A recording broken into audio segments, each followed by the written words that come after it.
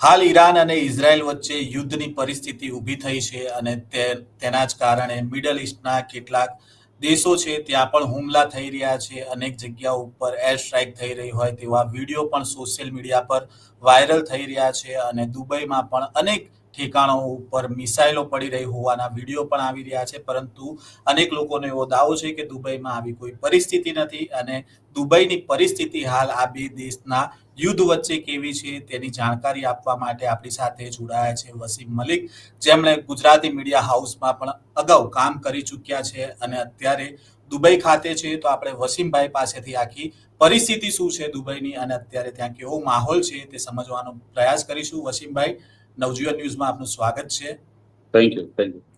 વસીમભાઈ, પહેલા તો હાલ અનેક વિડીયો સામે આવી રહ્યા છે દુબઈના કે આ જગ્યા ઉપર હુમલો થયો, સ્ટ્રાઇક થઈ. ખરેખર અત્યારે પરિસ્થિતિ શું છે? જયંતભાઈ, બે પાસા અને બે પેરામીટર્સ પર આપણે ચર્ચા કરીએ છીએ આજે. અને એક સાચા ભારતીય તરીકે સાચા અને સારા નાગરિક હોવાના નાતે આપણે સાચી માહિતી લોકો સુધી પહોંચે એનો પ્રયત્ન કરીએ. સૌ પ્રથમ એ વાત સાચી છે કે દુબઈ પર હુમલા થઈ રહ્યા છે, એમાં કોઈ ખોટું નથી. ડ્રોન થી કરી રહ્યા છે, બેલેસ્ટિક મિસાઇલ્સ થી એ લોકો કરી રહ્યા છે અને થઈ રહ્યું છે. દુબઈ અને યુએઈ એ સ્ટ્રોંગેસ્ટ કન્ટ્રીઓ છે જે ઇન્ટરસેપ્ટ કરી નાખતી હોય છે. જનરલી બધી લગભગ એકે મિસાઇલ નીચે નથી પડવા દીધી. એ લોકો બધી ઇન્ટરસેપ્ટ કરી છે. બેલેસ્ટિક મિસાઇલોને પણ ઇન્ટરસેપ્ટ કરી છે એમણે. ડ્રોનની વાત કરીએ તો 35 જેટલા ડ્રોન અહીંયા પડ્યા છે. લગભગ 550 જેટલા ડ્રોન, ઈરાની ડ્રોન અત્યાર સુધીમાં અહીંયા યુએઈની સરહદમાં પ્રવેશ્યા ફૂટવાના ફોડવાના ઈરાદે. એમાંથી 35 જેટલા લેન્ડ થઈ ગયા છે સક્સેસફુલી. મારા ઘરના સામે પણ લેન્ડ થયો છે.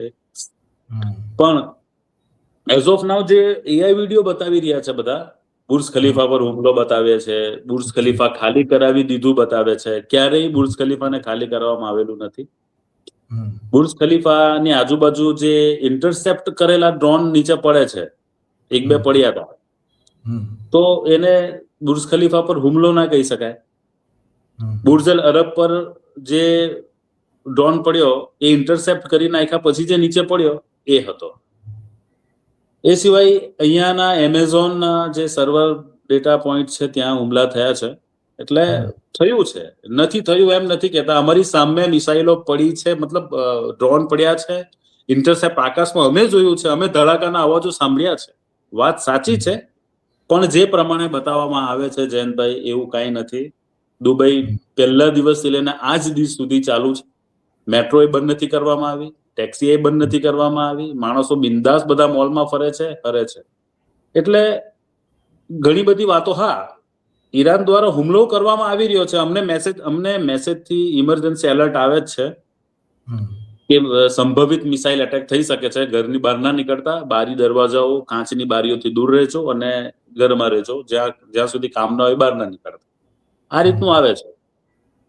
તો પણ અહીંયાનું વેધર, અહીંયાનું વાતાવરણ, અહીંયાની સિક્યુરિટી એટલી ફાઇન છે, અહીંયાની સેફટી પોઈન્ટ ઓફ વ્યૂ એટલી ફાઇન છે કે માણસો બહાર નીકળી જતા હોય છે જનરલી. અને બધાને છૂટ છે, કોઈને કાંઈ પકડી નથી. તમે જ્યાં ફાવો ત્યાં જઈ શકો છો.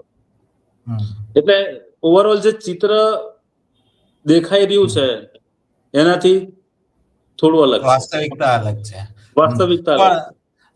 વસીમભાઈ, અત્યારે દુબઈ સરકાર દ્વારા કે યુએઈ દ્વારા એડવાઇઝરી શું બહાર પાડવામાં આવી છે? અત્યારે જે પ્રકારનો માહોલ છે એને લઈને કોઈ એડવાઇઝરી બહાર પાડવામાં આવી છે?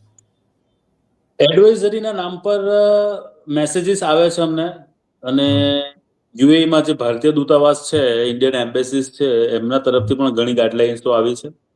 બસ અહીંયા ફક્ત એટલું કહેવામાં આવ્યું છે અમને કે તમે બિંદાસ કામ કરો, બિંદાસ ફરો, બિંદાસ શોપિંગ કરો અને બિંદાસ ઊંઘો. તમે ચિંતા મુક્ત થઈ જાઓ. એડવાઇઝરીના નામ પર મેં તમને કીધું ને કે એક મેસેજ આવે છે. જ્યારે એ લોકો એલર્ટ આપે, એ દરેકના મોબાઈલમાં સાયરન વાગે છે. દરેકના મોબાઈલમાં નોટિફિકેશન સાયરન આવે છે કે ભાઈ સંભવિત મિસાઇલ નો ખતરો છે, તમે જરૂર પડે તો જ બહાર નીકળજો. અમુક જગ્યાએ ટોળું ના વળતા, અમુક જગ્યાએ તમે ખુલ્લી જગ્યાઓમાં. હવે હું ભારતીયોને એક રિક્વેસ્ટ કરીશ કે જ્યાં જ્યાં અમેરિકાના એમ્બેસીઝ હોય, ઇઝરાયલની એમ્બેસીઝ હોય કે ઇઝરાયલનું કોઈ હબ હોય કે કન્સ્ટ્રક્શન હોય કે એ લોકોના રિહાયસી ઇલાકા હોય, બસ ત્યાંથી દૂર રહો. અધરવાઇઝ એનું શું કારણ દૂર રહેવા માટેનું? સૌથી મોટું કારણ એ છે કે ઈરાનને ગુસ્સો કોના પર છે એ બે પાસા સમજવું પડશે. દુબઈ પર ગુસ્સો છે? ના, દુબઈ પર ગુસ્સો માત્ર યુએઈ પર ગુસ્સો એટલો જ હોય કે બેઝ કદાચ એમને યુઝ કરવામાં આવી છે. પણ સૌથી ઇમ્પોર્ટન્ટ વાત અહીંયા એ આવે છે કે અમેરિકા અને ઇઝરાયલ સાથે સીધી લડાઈ છે ઈરાનની, અને એના જ્યાં જ્યાં ઠીકાણા છે, એની એમ્બેસી હોય, એની બિલ્ડિંગ્સ હોય, એનું જે કંઈ હોય, ત્યાં ત્યાં ઈરાન હુમલો કરે છે. એ એક જંગનો એક પાર્ટ હોય છે. એટલા માટે અહીંયાથી આપણી જનતાને કે આપણા લોકોને એવા લોકેશન્સથી દૂર રહેવાની સલાહ એટલા માટે આપવાની કે કદાચ એમના ઠેકાણા પર મિસાઇલોના હુમલા થવાની શક્યતાઓ વધી જતી હોય છે આવા વાતાવરણ. પણ વસીમભાઈ, હમણાં તમે જેમ કહ્યું કે એલર્ટ આવી જાય, તો એલર્ટની પરિસ્થિતિમાં શું કરવાનું હોય છે? કારણ કે અહીંયા તો આપણે સોશિયલ મીડિયામાં જોતા હોય છે કે વિડીયો આવે કે સાયરન વાગે નાસભાગ થાય, તો ખરેખર સાયરન વાગે તો શું કરવાનું હોય છે એ પણ ત્યાં જરા જણાવજો. કઈ નહીં, તમે સૂતા હોવ એટલે તમારા મોબાઈલમાં નોટિફિકેશન આવી જ જાય, જોશથી તમારા મોબાઈલમાં સાયરન વાગે 3-4 વાર.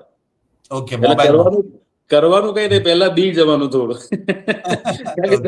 જનરલી બીક લાગે ને કે ભાઈ હવે શું થશે. એવી જ રીતે બીજું પણ એ લોકો સાયરન આપતા હોય છે, નોટિફિકેશન આપતા હોય છે કે ભાઈ હવે ઇટ્સ ઓકે, હવે everything is good and fine, હવે તમે ચિંતા ના કરતા, હમણાં બધું સારું છે, તમે તમારું રોજિંદા કામમાં લાગી જાવ, એવા પણ મેસેજ આપે છે. એટલે બંકરમાં જવાનું કે એવું કઈ હોય છે ત્યાં? બંકરમાં નથી કહેતા, પણ એવું કહે છે કે તમે એવી જગ્યાએ જ રહેજો જ્યાંથી તમે આરામથી કોઈ એવા શેલ્ટરમાં ઘૂસી શકો, એવા ઘરમાં તમે એવી સેફેસ્ટ બિલ્ડિંગમાં તમે ઘૂસી શકો, એવી જગ્યાએ તમારે આવતા જતા રહેવાનું કે જ્યાં નજીકમાં કોઈ શેલ્ટર તમને દેખાઈ જાય. એટલે એ રીતની સલાહ સૂચન આપતા હોય છે એ લોકો. પણ વસીમભાઈ, અત્યાર સુધીમાં કઈ જગ્યા, કયો વિસ્તાર એવો રહ્યો છે કે જ્યાં ડ્રોન હુમલા થયા હોય કે નુકસાન થયું હોય? જુમેરા પાસે થયું છે, પામ જુમેરામાં થયું છે.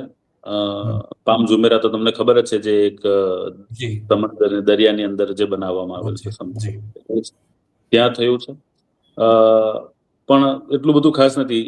ટોટલ જાનહાનિ તમે 3 દિવસમાં કહો તો 3 થઈ છે. 3, એક બાંગ્લાદેશી, એક પાકિસ્તાની અને એક નેપાળી નાગરિક છે.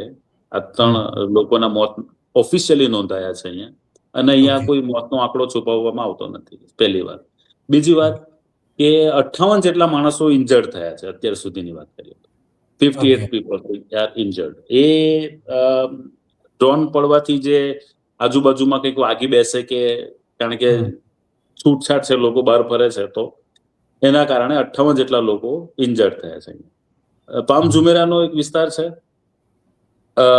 એમેઝોનના ડેટા સેન્ટર છે,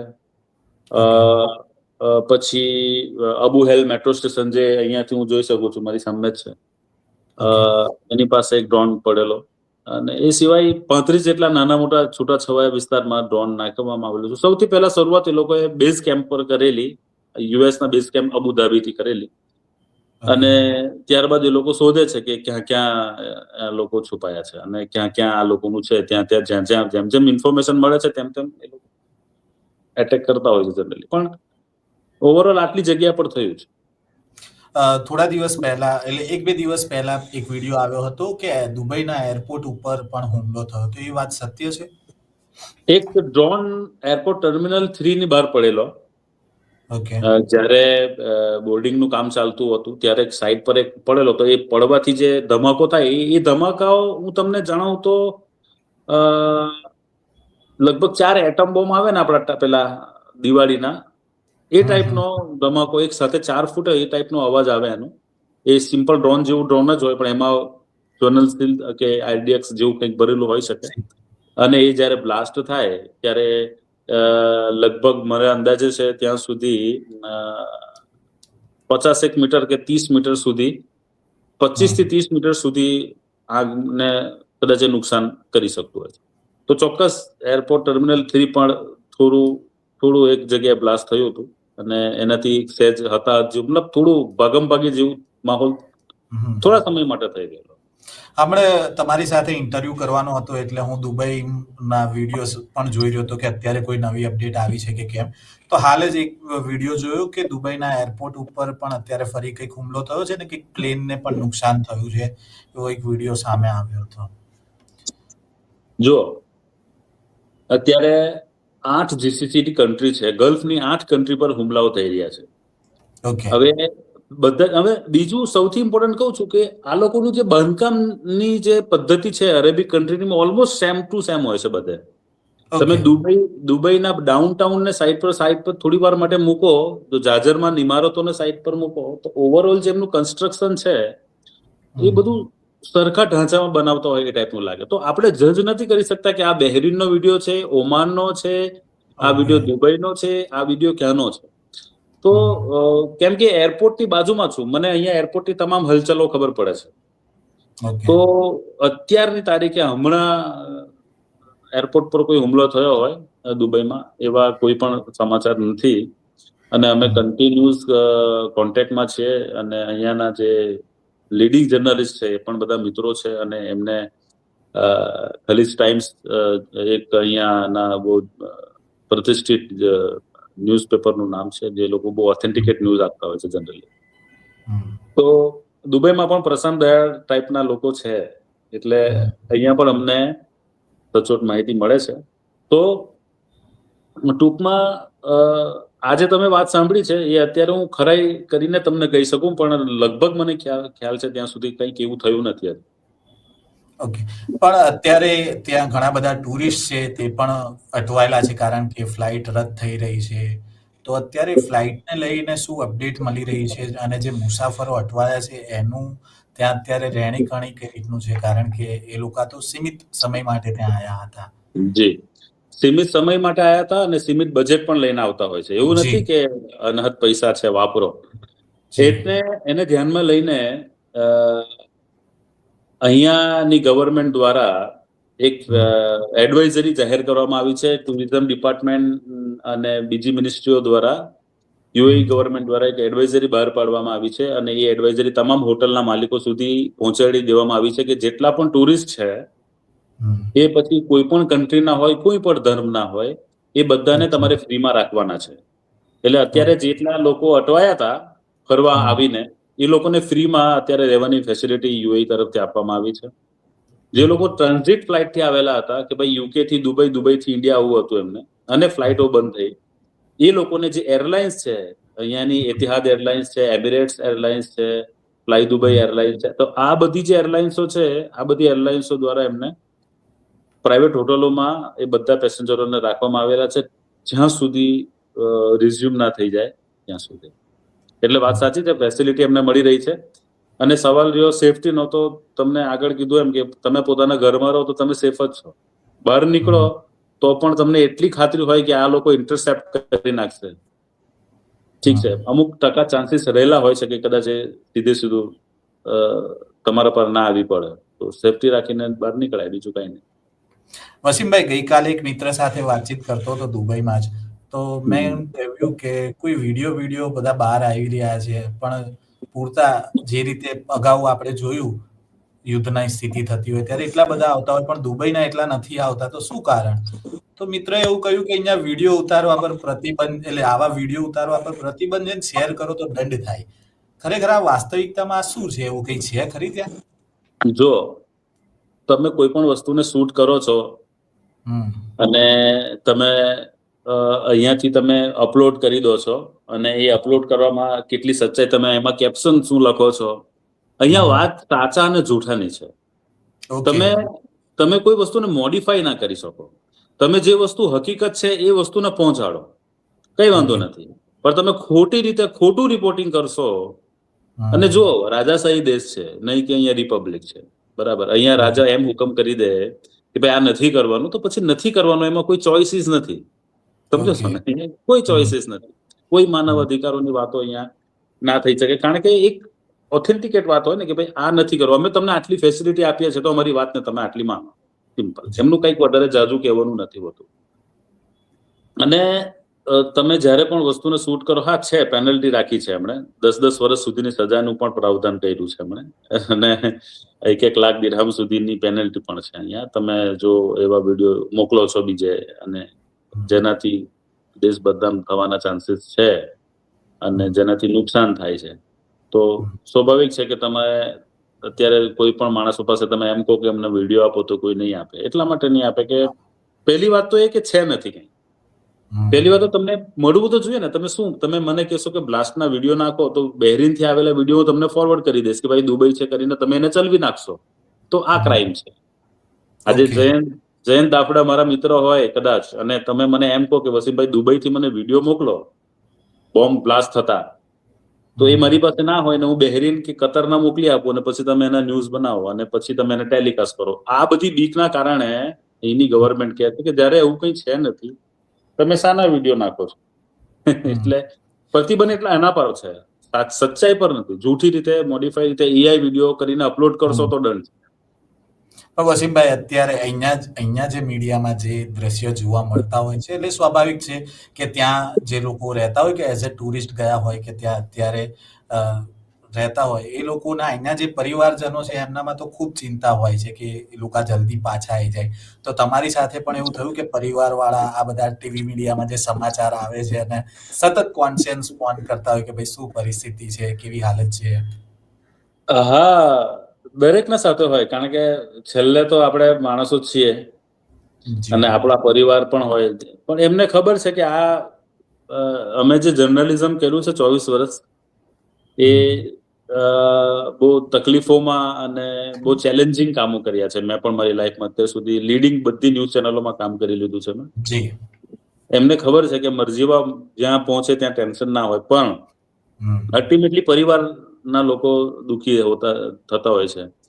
પણ આપણામાં છે કે આપણે રિયાલિટી બતાવીએ. અહીંયાના જે અમુક લોકો જે છે સરકાર પાસેથી નાહક મદદ માંગી રહ્યા છે કે ભાઈ અમને તમે મદદ કરો અમને, કે ભાઈ અમે ફસાઈ ગયા છે એવા શબ્દો ના વાપરવા જોઈએ જનરલી. હા, એટલે ઘણા બધા લોકોના મેં વિડીયો જોયા જે અલગ અલગ જગ્યા ત્યાંથી ટુરિસ્ટના પણ છે કે અમે અહીંયા આવ્યા હતા એઝ અ ટુરિસ્ટ, અત્યારે ફસાઈ ગયા છે, અમને પાછા લઈ જાઓ. પણ આવી ખરેખર જો પરિસ્થિતિ જ ના હોય તો પછી વિડીયોનો મતલબ શું? ના, એવી કોઈ પરિસ્થિતિ નથી. ફસાઈ જવાનો મતલબ ક્યારે હોય છે? જ્યારે તમે કોઈ જગ્યાએ સ્ટક થઈ ગયા છો, તમને ખાવા પીવાનું બંધ થઈ ગયું છે, તમારું હવે તમને ત્રાસ છે, એને કહેવાય સ્ટક થઈ જવું. તમે હોટલમાં છો, સરસ મજાનું જમો છો, દુબઈમાં ફરવાનો કોઈ પણ જાતની બાંધછોડ નથી, ફરી શકો છો, હરી શકો છો, આ છે તે છે. તો એવા બધા લોકોને હું કહીશ કે તમે જ્યાં સુધી ફ્લાઇટ સ્ટાર્ટ નથી થઈ જતી ત્યાં સુધી થોડી શાંતિ રાખે, કારણ કે રસ્તો તો નીકળશે જ. ફ્લાઇટો જ્યારે રિઝ્યુમ થશે ત્યારે ગઈકાલે પણ દિલ્હી મુંબઈ 2-4 ફ્લાઇટો અબુધાબીથી રવાના કરવામાં આવી છે. અને થોડું વાતાવરણ સારું થઈ જાય, આ લોકોનું સીઝ ફાયર થઈ જાય કમ્પ્લીટ, તો કદાચ ફ્લાઇટો પાછી રાબેતા મુજબ ઉડશે. એટલે પેનિક થઈ જાય છે લોકો બધા એકબીજાના પરિવારજનો. અમે ઘણા મીડિયાના માધ્યમથી અમે ઘણી બધી લીડિંગ ન્યૂઝ ચેનલમાં મેં પણ અત્યારે ઇન્ટરવ્યુઝ આપ્યા. એમાં મેં આ જ વસ્તુ કીધી કે પરિવારજનોને કે ભાઈ સુરક્ષિત દેશમાં છે, સુરક્ષિત હાથોમાં છીએ, ચિંતા કરવાની જરૂર નથી. એ લોકો માણસો પર નથી પડવા દેતા મિસાઇલ અત્યાર સુધી, અને ફોરેનર્સ અને ટુરિસ્ટ લોકો જે છે એમની ટોપ પ્રાયોરિટીમાં છે અત્યારે. તો વાંધો આવે એમ લાગતું નથી. પરિવારજનોને પણ ઇન્ડિયાના લોકોને પણ વિનંતી કે એમના પરિવારજનોની બહુ ચિંતા ના કરે, બધું સારું છે. જી વસીમભાઈ, નવજીવન ન્યૂઝ સાથે જોડાયા તે બદલ આપનો ખૂબ ખૂબ આભાર. અને ત્યાંની પરિસ્થિતિ આગામી દિવસમાં શું હશે તે બાબતને લઈને ફરીવાર પણ આપણે ચર્ચા કરીશું. અને અત્યારે જે વિડીયો સામે આવી રહ્યા છે ને તેને લઈને તમે જે સચ્ચાઈ કીધી, ખરેખર એવું નથી, એ બદલ પણ ધન્યવાદ. કારણ કે ઘણા બધા લોકો પેનિક થઈ રહ્યા છે આવા વિડીયો જોઈને. ઘણા બધા લોકોના ત્યાં સ્વજનો છે, એઝ એ ટુરિસ્ટ પણ છે ને અત્યારે, અને આવા બધા વિડીયો જોઈને એ લોકોને પણ ઘણા બધા લોકોના તો બ્લડ પ્રેશર પણ હાઈ થઈ જતા હોય. જી ધન્યવાદ વસીમભાઈ. Thank you. તો આ હતી ચર્ચા ઈરાન અને ઇઝરાયલ વચ્ચે જે યુદ્ધ ચાલી રહ્યું છે અને આ યુદ્ધ દરમિયાન મિડલ ઇસ્ટના બીજા અન્ય દેશો છે ત્યાં પણ હુમલા થઈ રહ્યા છે. તેવી વાતો આવી રહી છે, તેના વિડીયો આવી રહ્યા છે અને તેને જ લઈને આપણી સાથે આજે ચર્ચા કરવા માટે દુબઈથી પત્રકાર વસીમ મલિક જોડાયા હતા અને જે વિડીયો વાયરલ થઈ રહ્યા હતા તેને લઈને અને ત્યાં ખરેખર પરિસ્થિતિ શું છે તેને લઈને વિગતવાર આપણી સાથે ચર્ચા કરી હતી. આ પ્રકારના સમાચાર અને ચર્ચા સાથે ફરી મળતા રહીશું. નવજીવન ન્યૂઝ સાથે જોડાયેલા રહેજો. વૈષ્ણવજન તો તેને કહીએ જે પીડ પરા